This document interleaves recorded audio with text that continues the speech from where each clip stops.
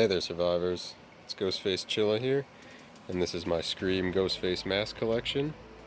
Just because there's so many masks, we're gonna kind of jump right into it and go kind of quick. I do plan on doing more videos later on each mask individually, so I'll go into more detail and everything at that point. But I'll just do a brief overview of everything.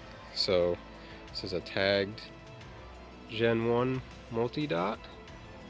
This is a bag tagged Fun World Div Oddball. This is an Asus tagged EU. A pre-2010 Glow EU. A January-March 2010 non-glow. April-June 2010 Zombie. Another April-June 2010 Zombie, but with the Totally Ghoul Kmart exclusive tag variant.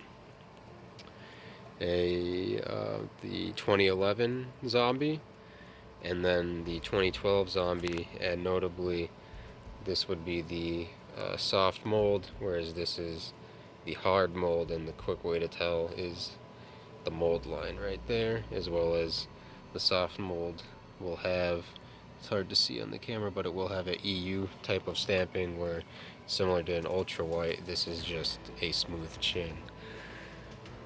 So then getting back over here, this is the Scream 4 Collector's Edition with the, if you're into the mask collecting, it has a infamous blue dot problem with which it's kind of brought back all over again with the 25th anniversaries.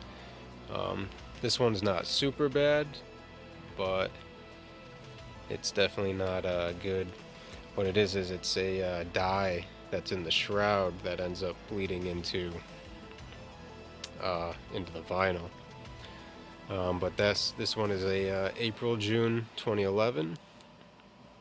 This is also an April-June 2011 with just the standard EU Scream 4 tag.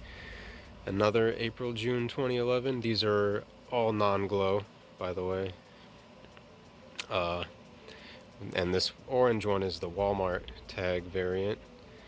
And then this is actually one of my favorite masks as far as the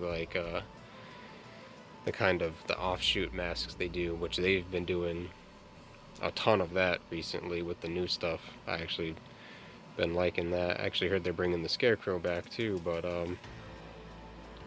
yeah, not to get into all that right now. But yeah, the Mummy is one of my favorites, and one of the things I always liked about them is how yes, with all the other masks, like every mask is different, but with the mummies, really every mask is different. Like you can find many styles, and what you'll notice maybe about this one, if you've seen a few of these, is some of them can be quite, I don't know how you describe it, dirty is how I would say with the paint job, muddy maybe.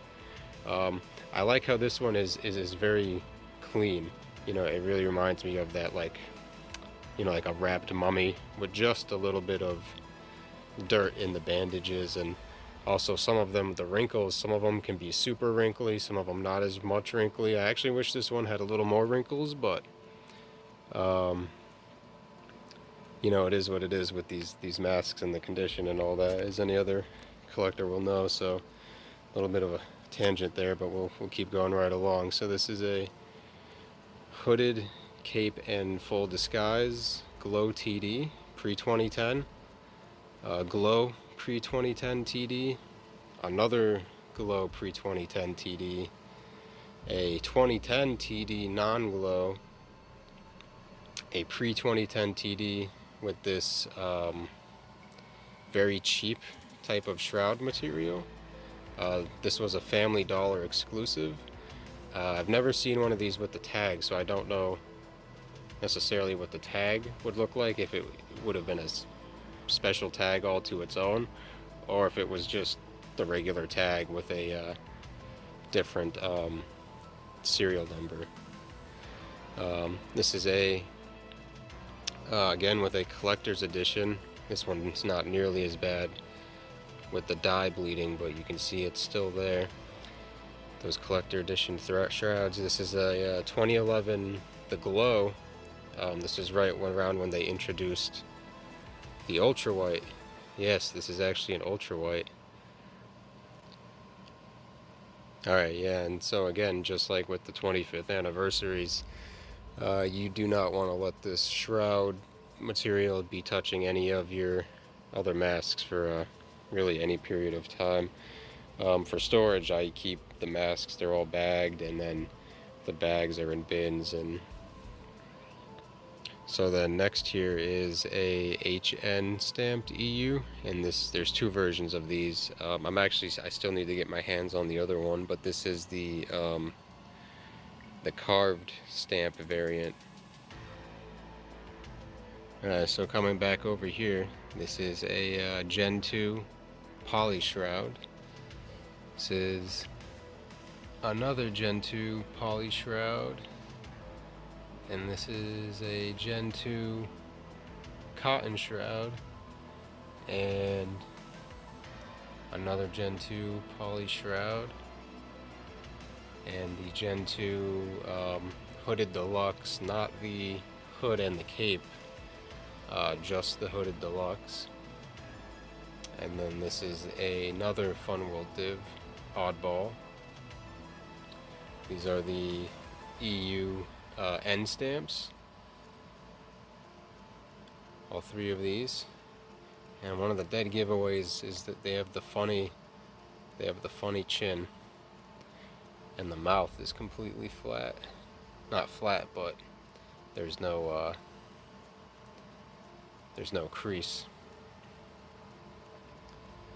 like how a lot of the other masks will have.